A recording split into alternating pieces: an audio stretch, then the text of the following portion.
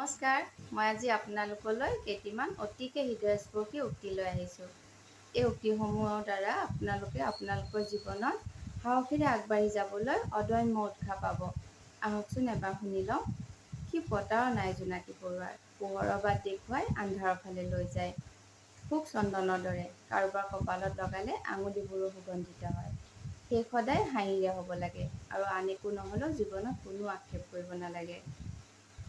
বাধা, আঘাত, বিপৰ্যয় জীৱিত জীৱনৰ অংশ। অতি ভয়ংকৰ হ'ব পাৰে, কিন্তু উপযুক্ত মানুহৰ সৈতে জীৱন আৰম্ভ কৰিলে বৰ্তমান আৰু ভৱিষ্যত দুয়োটাই সুন্দৰ হ'ব। আনৰ বাবে সপোন আৰু নিজৰ বাবে সন্তুষ্টি ৰাখিবলৈ চেষ্টা কৰক, আপুনি সুখী হ'ব। আমাৰ প্ৰতিটো শিক্ষাৰ অভিজ্ঞতা আমাৰ বাবে এক নতুন শিক্ষা। সকলোৰে দিন ভাল হ'ব, মাথো সপোন দেখিব নেৰিব। মোৰ আজি এই ভিডিঅ'টো ভাল লাগিলে প্লিজ লাইক আৰু শ্বেয়াৰ কৰি দিব। আজিলৈ আহিছোঁ, ধন্যবাদ।